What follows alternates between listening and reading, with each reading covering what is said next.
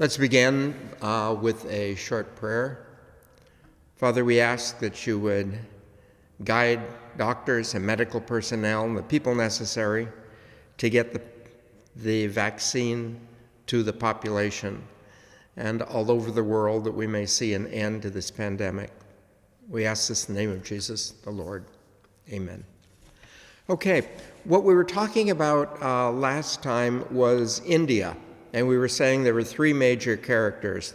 The first one was Ram Mohan Roy, who's called the father of modern India. And we went through him.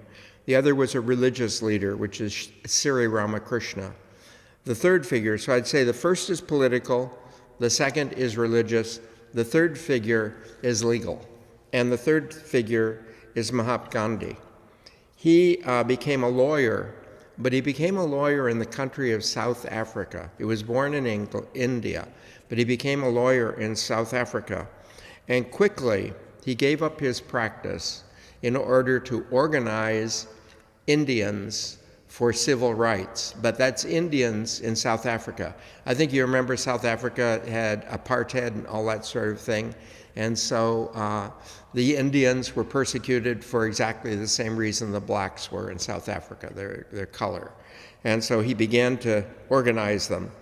And he organized a civil rights movement that was based on nonviolent resistance. He called it passive resistance. And basically passive resistance is, rather than prevent something from doing something, you just get in their way so much it's impossible for them to do it. And so that's kind of what he did. It was very successful. And it was so successful that he returned to India. And he returned to India as a hero, and there to work for Indian rights. It sounds crazy, but for the rights of Indians under the British government in India. So when the English come into an area, the English maintain kind of a class system you find in England, and the top of the class is the English. And in order to be in positions of government and stuff, you needed to be English. So anyway, this is what happened. And Gandhi is a very interesting person to study. He had a tremendous knowledge of different religions. In fact, his closest companion through what would happen in India was actually an Anglican minister. But he understood Christianity. And what he did was combine Christian and Muslim ethics with Hindu teachings. Now, Hindu religion, as you know, is a very big area, and stuff is very fluid in it. So he was able to pick out things that basically you could find in Indian culture in places, but don't really emphasize, okay? One of the curiosities, if you ever want to look at it in history, if you were to look at the, let's say the early to Middle Ages, you'd find out there's a huge focus on the fact of Jesus as king, Christ the king. And I find that a very archaic thing today. But then they had kings and queens and that sort of stuff. And then you find a huge emphasis during the really bad period of the Muslim invasions on the idea of Michael the Archangel being a warrior. And so we became warriors, and we built armies. And I would say that today we have a better idea of Jesus sort of as a pastor, gradually gathering a people together, educating them, trying to get them, into a relationship with one another. But all those themes will be found in our theology. That's true in the Jewish community, the Christian community, and the Muslim community, and the Hindu community as well. So he began to emphasize what we would call Christian and the strong feeling of community and dedication to the temple that you would find in the Muslim communities, their case being dedication to a mosque, but that's that sort of thing. And he was remarkable for being a holy man who was so politically powerful that he freed India from Britain. And what he did, you have to consider the first country to really get free of Britain was the United States. Britain was the most powerful country in the whole world. And so when the United States got free of Britain, it was really a remarkable thing. And we did it largely through the support of the French, because U.S. was far enough away from England, it wasn't easy for them to march troops here. And people were very, very dedicated to the ideals of Washington and Jefferson. And so they got freed in that way. India was freed because of the single power, the personality of Gandhi gathered India without guns and all that sort of stuff and put down the British, and they gained their freedom.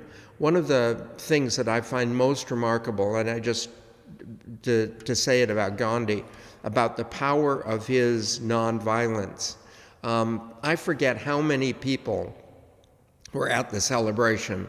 There was a celebration of Gandhi, and he was leading the celebration. And at the celebration, someone got close enough to kill him. He was assassinated, but not a single person would lay hands on the assassin. The assassin walked through the entire crowd and got away. The police eventually got him, and I don't know what happened to him, but the police eventually got him.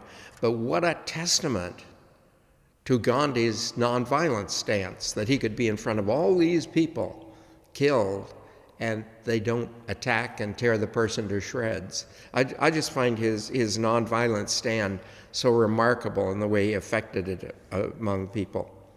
In 1914, extreme nationalism began to be strong all over the world, and working people who'd been united internationally by socialism began to divide along national lines. See, we saw movements of, what do you want to call it, democracy, like in France, and these countries all sort of felt a communion. Now at this time, the French are French, the Americans are Americans, and where democratic things weren't strongly organized. Same thing with socialists. Socialist countries began to actually, years before that they were organized as interested in socialism, now they began to become independent. And the same time, many Christian churches divided in the same way while still claiming to belong to a universal community. And an example of this would be the Anglican or Episcopal Church is an international faith in many different ways. But the Anglican Church in Africa and the Anglican Church in, forget the other area, does not allow women priests to say Mass, even though they are ordained in England under the same faith. So while they all claim to be Anglicans, they are very different. And the same thing if you look at the Roman Catholic Church. If you look at Catholics in the United States and take something like an attitude to the idea of marriage, we think sometimes the church view on it is too strict. The attitude to the ordaining of women, we don't have a problem with that in the United States mainly. Now you go into Poland or you go into Africa and their churches are radical on these fields, and I'm sure they think we're radical. But what I'm saying is the denominations now are very different. The one thing that kind of works in Catholicism is we have a single head. And actually, the bishops in the Anglican Church, they're organized under the Archbishop of Canterbury, but he doesn't have authority over the others. And so it works out differently. So anyway, this extreme nationalism began to spread. As soon as the nationalism began to spread, nations began stockpiling weapons. With nationalism, they began to be afraid of the other nations around them. Compulsory military service became common, and many civilians became involved in military preparedness. An example of this would be in, let's see, what would be a good country? A good country at this time would be Switzerland. In Switzerland, every single person, I think males, I don't think it applies to women, but every single male must have boot camp, serve time in the military, and when you finish your time in the military, your weapons, your uniform, and everything are in your home. And that's because you can be called up instantly at any time, okay? And that's one of the things that has preserved the independence of Switzerland, that the country is basically an armed country. And so they preserve themselves, even though a very small country, they've been able to preserve this. So this began to do, intellectuals were frightened by popular movements and tended to see war as a way to unify their individual nations. So in the nation, you'd have a socialist movement and a democratic movement, largely a communist movement. You have these movements. They say, how do we get our nation organized? It's a very simple thing, and politicians have known this through history. The key is declare war. If you go to war with someone, they have to unite in order for them to survive. And so war has oftentimes been a tool to draw nations together. And so that began to be seen that way. Also, because of the way the nations had been divided up historically, as they came together at this time, they began to want to get back areas of land that they'd lost. And an example would be France. Alsace-Lorraine had been taken from France. You can tell by the name it's French. And it was under German authority. And so France really wanted that back. Italy wanted the areas of Trent and Trieste that had been taken over by the Austro-Hungarian Empire. And the weakening of the Ottoman Empire invited a Russian expansion. The Ottoman Empire, I think, is the largest empire ever in history. And I think it is, in fact, the longest surviving empire. And what the Ottoman Empire was governed was Muslim, and it's the nations that were all conquered under the Muslim sultans and that sort of thing. It was ruled from Istanbul. It was Constantinople, and it was ruled from Istanbul. And the curious thing about it is that they had a very strong structure as to how the country was run and how the empire was run.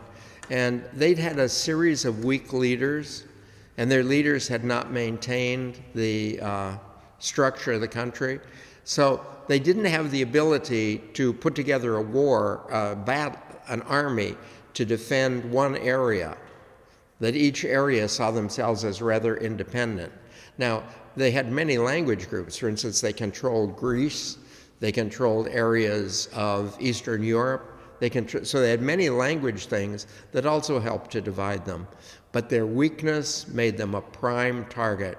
And of course, I think you know Turkey in that area is very close to Russia. I think Turkey borders Russia at one side. But anyway, so Russia began to look at taking over those things. And as a result of all this, we'll find, like for instance, Greece becomes independent as well.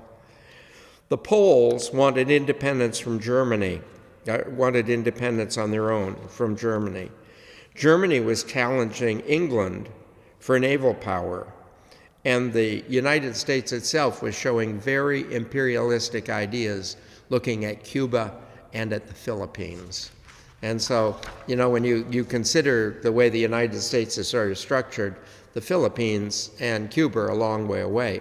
Now, one of the reasons we were looking at those is because we had defeated the Spanish in the Spanish-American War. As a result of that, these were both Spanish territories. So, now, what caused the First World War? Archduke Franz Ferdinand, he was the heir to the Habsburg throne. The Habsburg is Austria-Hungary, okay?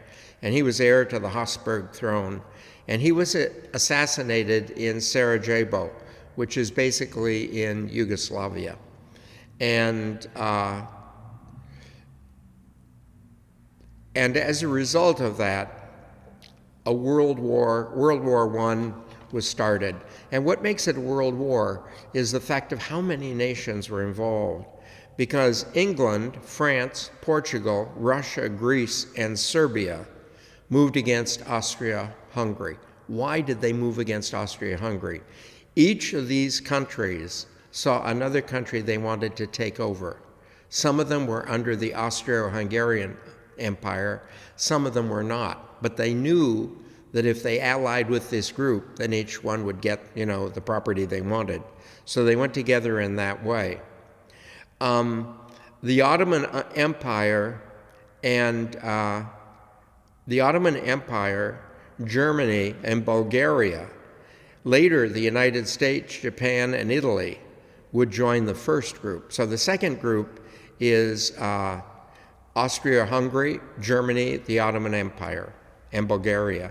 And later the United States, Japan, and Italy would join England, France, Portugal. So now we have the whole thing sort of divided up there.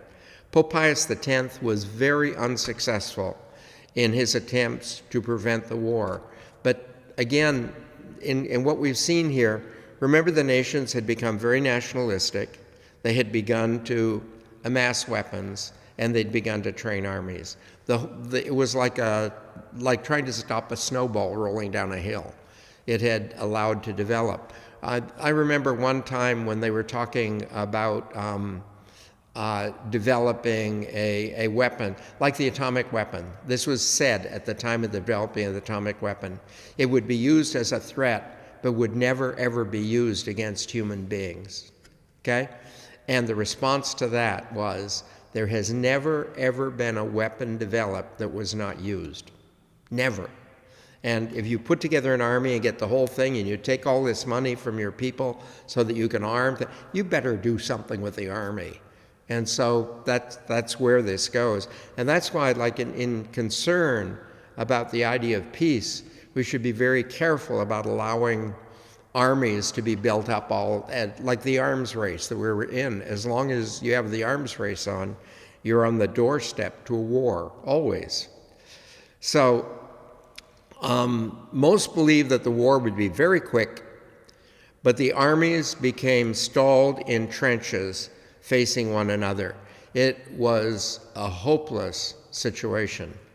The armies were on both sides, and there are many famous stories where on Christmas the armies from both sides got together and had a party. Then when it was all over, they went back to the trenches and were shooting at one another, this sort of thing. More people died in the trenches from disease and stuff like that. The trenches they were in were filled to a certain point with water. There was nothing but mud, and you couldn't get out of it. You'd be shot, you raised your head, and this sort of thing.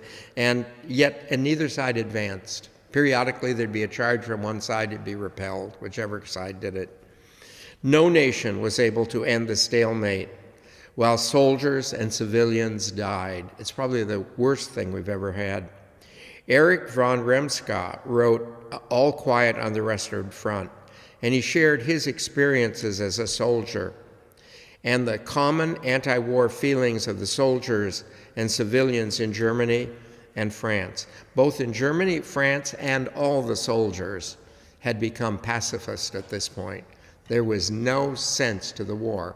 Germany and France, that was basically where the line was between Germany and France. Both sides were pouring money and personnel into it. Civilians were being killed. Nothing was being advanced, and these two countries were being eaten up. 1917, the year saw both the entrance of the United States into World War I and the beginning of the Russian Revolution, okay?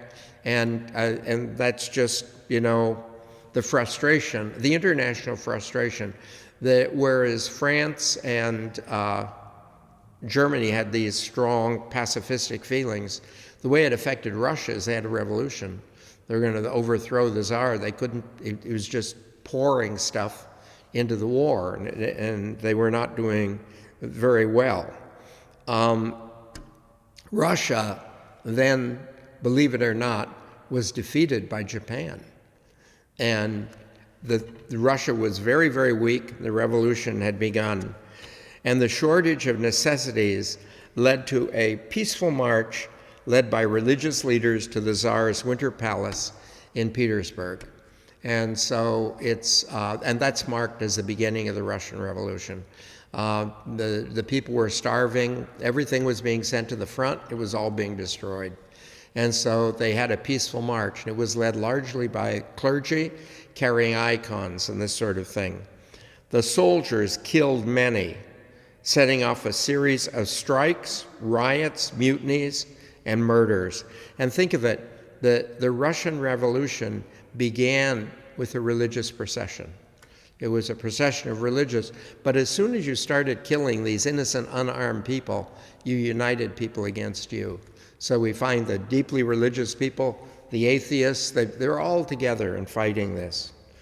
The Tsar agreed to some liberalization, but then ignored all the promises he'd made once everything quieted down. He was going to give everyone a voice in government, like a parliament or something like that. He just never called it, never had it happen. But his promises then were just ignored. Social problems were multiplying.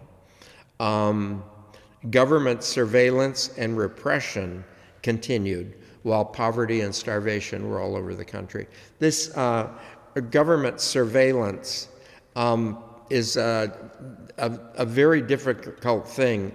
In Russia and in, let's say, Nazi Germany would be an example too. There were people planted just in the citizenry to spy on people and stuff like that. And it's always interesting in the United States that we want enough surveillance to try and catch criminals, but we don't want to interfere in people's private lives. We want to somehow have privacy, and that's a balancing act. When you get these situations like this, though, it goes entirely in favor of the government spying on everyone. And that's what was going on in Russia. And the interesting thing is the Russian Revolution was to stop that, and it would become worse when the communists took over. Russia was suffering one military defeat after another. The workers were looking to revolutionary ideas, and the leaders seemed totally incompetent. Sometimes, like for instance in Russia, we had this great thing of the Tsar and the court of the Tsar and big public displays and all that sort of thing. But when push came to shove, the First World War, you found the government was incompetent. You need a problem, but when you have a problem come in, you discover whether or not a government is competent. An example in the United States would be at the time of the Great Depression, that as the Great Depression began to start, you found out that President Hoover was absolutely incompetent. He did not know what to do. Roosevelt came in and took steps, but you look at the steps Roosevelt took, Hoover could have taken them. He was just incompetent. So as a result, but I think when you have problems in a country, it reveals incompetence. Most workers in Petersburg were on strike, and soldiers sympathizing with them refused to stop the riots. So now what the Tsar had was the army against the people. However, now we notice the army is siding with the people because you're calling the army to execute their own families and stuff like this. And the soldiers took over the capital on March 12th, and Tsar Nicholas II was forced to give up his throne. He had to abdicate, so he did. A new form of government was formed called a Soviet, a revolutionary committee of factory workers, soon joined by Soviets of peasants, workers, farmers, soldiers, which sprang up all over the country. Now, I'd like you to notice we have a Republican form of government, and that's why we say in the Pledge of Allegiance, for the Republic for which it stands. We are a republic. And what does a republic do? A republic has representative government. How does representative government work? Well, we have senators from each state, for instance, and so it comes together that way. A Soviet is organized differently. Rather than having the representatives from the different states representatives are from different elements in the society. So there'd be representatives from every salaried workers throughout the country would form a Soviet, okay? People who ran the factories and everything, the authorities and everything, they would form another Soviet. Doctors would form a Soviet. Teachers would form a Soviet.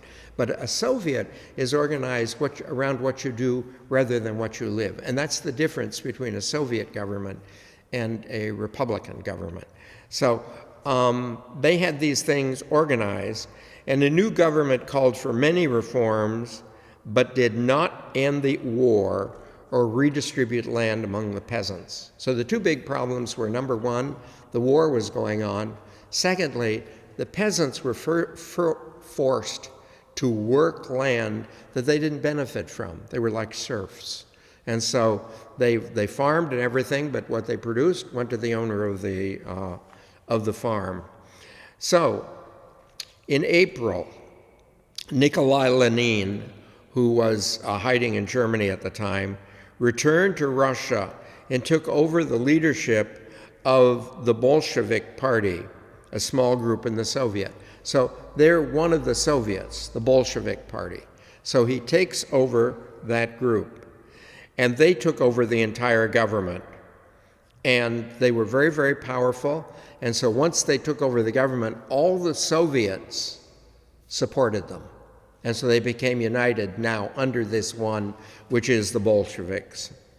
Pope Benedict XV was elected Pope because of his great diplomatic ability and his fine character. He was very well respected in the whole world. Now remember, the nations were entering upon the war at the time of the election. So the war is beginning, but Benedict XV is elected. The Pope declared that the Roman Catholic Church was neutral in the war. Okay? Now that's unusual, but what allowed that, and remember we saw that we had the Papal States. Well, the Papal States were a country. And so when other countries went to war, it's very difficult if you're a country where the war is going on to be neutral. And that's what's unusual about Switzerland. They're able to pull it off. But it was very, very difficult. Now the Pope doesn't have a country. He has, like this little area where he's living. And he doesn't have Vatican City yet. But he's living in that area, no independent country. So the Pope stands neutral. And he called upon all Catholics to work to bring about peace and to help soldiers and their families, as well as the civilians affected by the war. So he called Catholics to work for peace and simultaneously work for the welfare of people, to work for the welfare of soldiers and stuff like that. One of the interesting things, if you ever visit Gettysburg, one of the really curious things in Gettysburg is that the city was pretty well divided while this war was going on. Its sections be taken and retaken. And the Union Army asked the Catholic Church if they would allow the church building to be used as a hospital. If you think about a church building with pews, you have beds automatically there. It's very easy to convert a church into an old-style hospital. And the Catholic pastor said he would agree on the condition that the soldiers who brought in would be both Confederate and Union. They would not just be Union soldiers. So the general went over to the Protestant church, I forget what it was, and he tried to talk to him, and he got the same answer. So that both the Catholic Church and the Protestant Church were turned into hospitals run by their respective religions, and both of them took Confederate and Union soldiers. I think that's a marvelous thing both about the churches and about what they stood for. It's just an amazing thing. And so civilians were told to help the soldiers and people in any way they could. He personally sponsored all kinds of charitable works without regard to religion, ethnic background, or nationality, as we do today. He made a deep impression on many statesmen, and France and Britain, along with several nations, renewed official relations with the Vatican. See, they had lost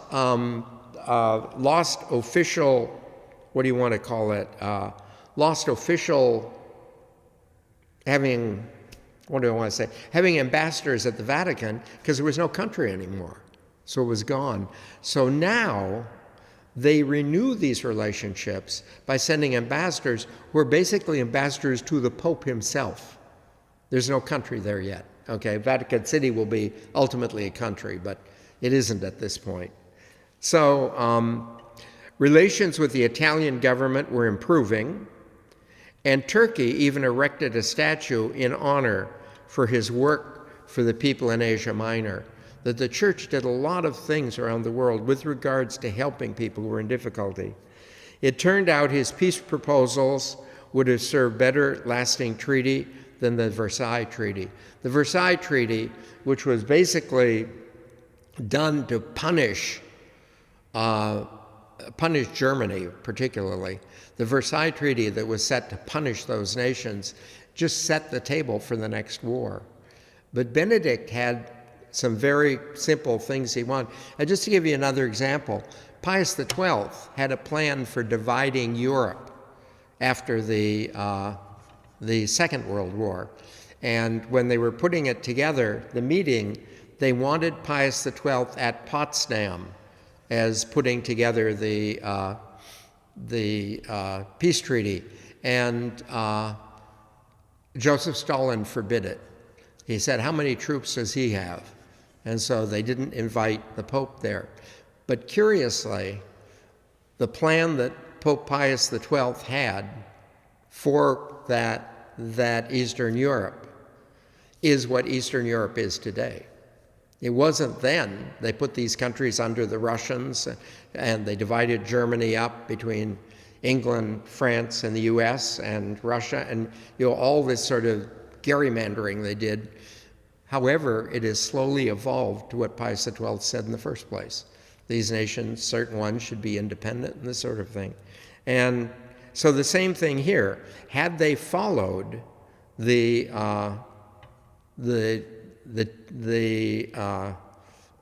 ideas of the Pope, there's a good chance that we wouldn't have seen the Second World War then. In a series of documents, he taught that the mission work was the duty of every believer.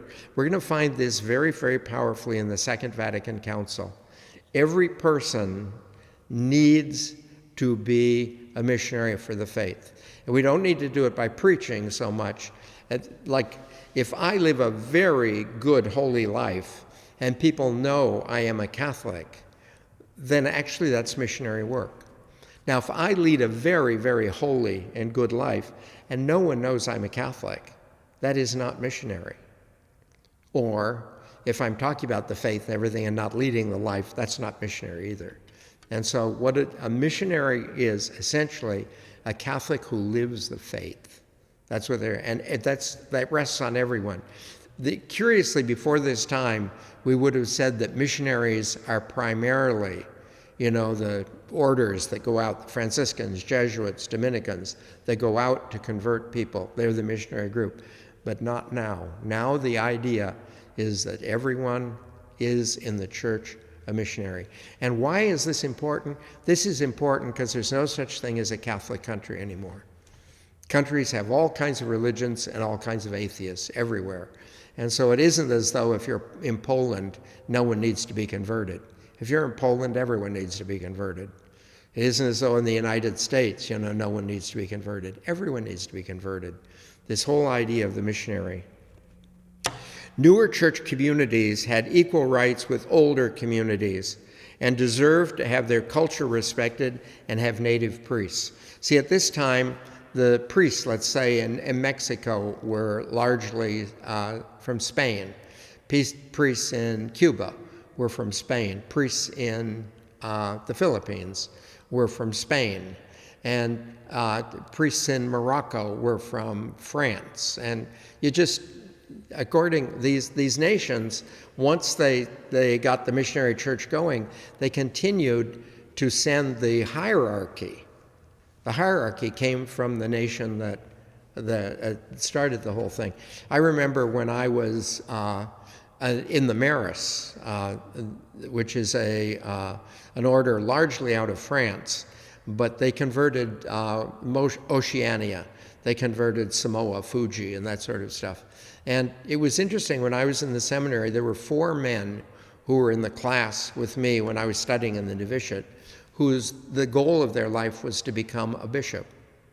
And that it would strike you as strange that you would work to be the bishop in Samoa by being an American studying in an American seminary. Wouldn't you go to Samoa and say, no, because they would support them now out of the United States, where you had the American thing.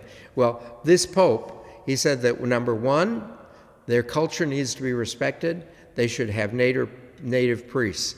And the clergy in, let's say, clergy in South Africa have as much authority as the clergy in Europe when we have the council. And that was demonstrated powerfully at the Second Vatican Council. But that isn't an easy thing to come by, because when you take, let's say, the church in France, they call France the eldest daughter of the church. The church in France is very, very ancient, and you'd think that they would automatically have more authority, let's say, than the church in the United States. And that's not supposed to be true in the Catholic Church at all. The Treaty of Versailles was an attempt at revenge against the defeated countries, and actually did nothing to foster peace. If you defeat an enemy and don't do anything to foster peace, just wait till he gets strong enough and he'll come back at you again. So that works in individual fights, that works in the world. The stage had been set for the rise of military states, and they would be communities of shared misery, made wonderful by promotions and uniforms, parades, and the sounds of drums. And you saw that in Germany. It was, they were devastated after the war. So what did they do? Well, they put on uniforms. Everybody had uniforms. Children had uniforms, everything, Hitler Youth Group, all this stuff.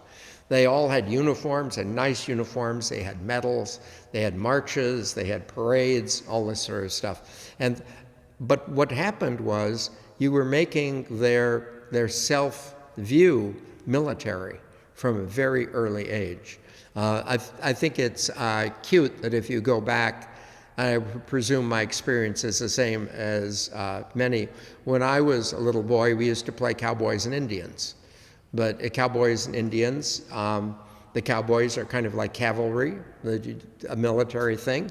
The Indians were natives defending themselves, a military thing. It's, a war game. Well, if a country wants to, they can capitalize on that in children. And so they did. And we watched this kind of grow. The Catholic Church at that time was witnessing a huge rise in devotion to the Virgin Mary, largely due to visions. There were Marian conferences, and many apparitions of the Blessed Virgin Mary date from around this time. In 1970, Mary appeared to 3 children at Fatima in Portugal. The visions promised the rise of communism. They said that communism would take over Russia, and a second, more terrible war would be used to spread communism. The reason why that is amazing is, remember that Russia had been so divided that it was defeated by Japan. And so we watched these different things that went on. Russia was a very, very weak country. And this idea that Russia would be able to somehow spread the communism just didn't really sound right. The rise of Marian devotion at this time makes me wonder about her prayer, the Magnificat, about the rising up of the poor. The poor will be exalted, the rich cast down, the hungry would be fed, and the rich were to go empty. The fact that nothing was being done about the needy while the rich were growing richer was about to become an international disaster. Okay? And the interesting things, I think, is that the rich survived the war very nicely. I give you an example. When I was going to I was going to Israel the second time. One of the things, I get up very early in the morning. I like to have coffee in my room, usually long before the hotel or restaurant is open. And so I took a little coffee maker that I was taking. And when I entered Israel with this coffee maker, they go through a thorough examination of bags, everything. And it was noticed by the man who was searching my luggage. He said, I'm going to tell you that, he said, you don't want anyone to see this. He says, you can use it in your room, and then just make sure it's packaged and anything. You just don't want people to see it. I said, why? And he pointed to the name on it. The name on it was Krupp. And that didn't mean anything to me at the time. But when I was touring the Holocaust Museum in Tel Aviv,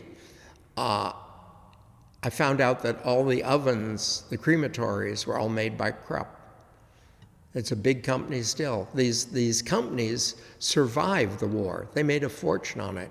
And that's one of the things that Eisenhower was so worried about, that we would end up under the domination of this military-industrial complex.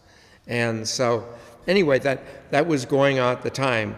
And the rich were doing very, very fine. The nationalistic feelings which had risen during the war had a positive effect in many countries where people began to come together in the war. Rationing was a great equalizer, and the churches worked together for the good of all people. Rationing food affected everyone, so it wasn't anyone was exempt from it at all. This force, the church, worked together to make a great nation out of the most diverse population in the world, here in the United States. This became a real time in the United States when people would begin to ration food and to help one another. And we noticed, much like I mentioned during the Civil War, that the churches remained independent of the sides and then, functioned. At the end of the Civil War, many of the churches divided. So you had the Southern Baptists, Southern Methodists, many of the churches divided. But during the war, they held together. The expanding of the right to vote throughout the world was a really hopeful sign. But the rise of communism and fascism would lead not only to the rise of the worst dictators which history had seen up to that point, as well as the Second World War. So again, the stage was being set to move into this Second World War. And again, I'd say it was set up by the Versailles Treaty. I'm going to stop it here, because here it changes and we begin to look at the liturgical movement which began in the Catholic Church at this time. So we'll pick that up next, about the liturgical movement. Thank you very much for your time.